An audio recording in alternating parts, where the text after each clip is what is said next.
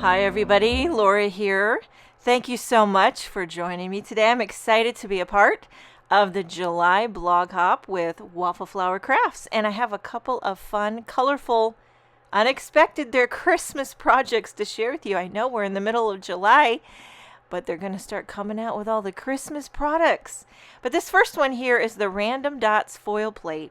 Definitely can be used any time of the year, but it's part of the Christmas release. So I bought some new glimmer foil. I was excited to try this new shade. It's called Citrine. It's kind of a delicious lime color, which is one of my favorites. I'm also trying out this Wow Superior Smooth White cardstock. I've heard it works beautiful. I thought, why not give it a try with foiling? So I trimmed a little panel of that citrine foil. I'm getting it lined up with the Random Dots foil plate onto that Wow cardstock, holding it down. I find I get better results if I hold it down with some masking tape.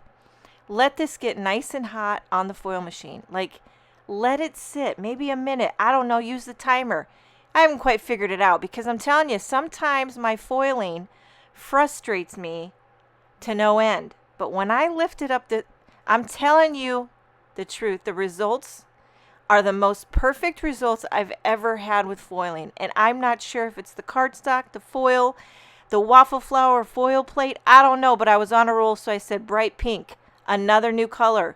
I've only ever used gold and silver up until now. But today we're doing bright pink with this Merry Christmas dual foil plate. You get two Merry Christmas foil sentiments. I'm using the Scripty one with this bright pink and more of that Wow cardstock, letting it sit, and then I take it off camera, run it through my die cutting machine. I'm telling you what, the results were flawless. And I have been so frustrated lately with my results. I get smudgy results, I get over foiling, but these today, and I don't know if it's the cardstock, the foil, or the waffle flower foil plates, but whatever, it's working, okay?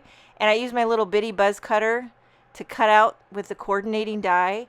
And look at this bright pink foil. Now, I know this is very untraditional colors, but the citrine and the bright pink for Christmas, I'm feeling it and I'm here for it. Okay, so I can go a while, but after so long, I need to strip it up on a card. And I usually like to say, strip it up. So I trimmed some strips of solid color cardstock. These are actually all paper tray ink or ink to paper.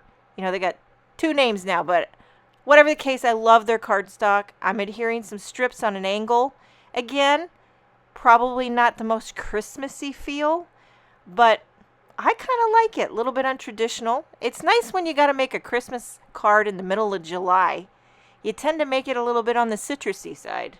And it is what it is. But okay, so I pop up this Random Dots background with the stripped up angles, popping up my Merry Christmas dual foil. I'm going to add a couple of just sparkling clear sequins for a little glimmer. And this card is finished. It's very clean, simple, graphic. I wanted to kind of hold it against the light to show you that delicious foil. Now, card number 2, I'm going to be featuring the layered poinsettia stencil. You get two stencils that you can layer up for a beautiful poinsettia background. Again, not really in the red and green Christmas mode, so I'm kind of, doing the July version. So I started with pink flamingo, kitsch flamingo, using the distress inks here, and I'm going over. But there are beautiful pink poinsettias.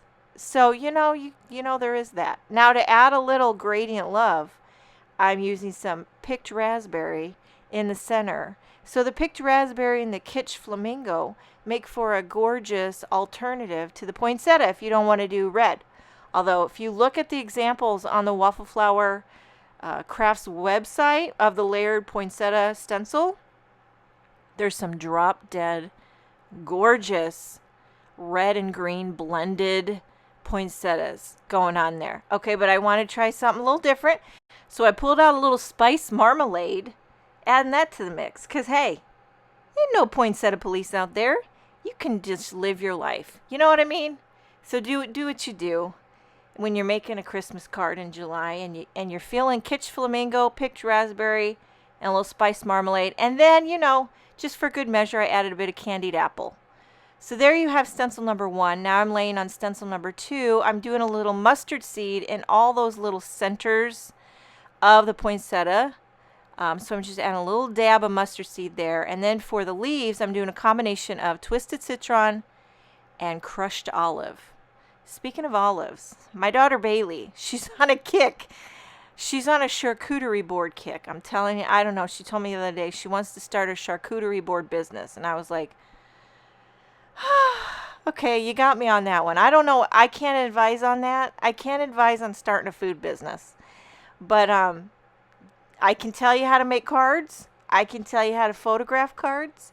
I can tell you how to do laundry and cook supper. But starting a charcuterie board business, that's out of my wheelhouse. But she does love doing it. She takes those, you know how they make, it's like an art. It really is an art, the way they arrange all the things. And she's always got olives on there, different kind of olives. I do love a good olive. Love all the olives. Okay, once I blended all the blending, I felt like it needed a little something, but you don't, you know when you feel like you need something, but you don't know what you need. So I just blended a little bit around the outside with candied apple. Just give it a little candied apple along the border. And then I'm going to stamp that Scripty Merry Christmas, which is from the Merry Christmas Duo stamp set. I'm just going to stamp it with VersaFine Onyx Black ink right onto that blended background.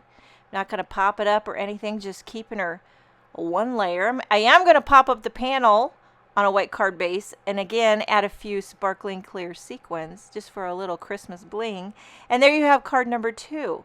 So you can blend it up or you can foil it up, but either way, Waffle Flowers got you covered in this July release. Make sure and check out the rest of the July blog hop for incredible inspiration. I hope you enjoyed this video. Thank you so much for joining me.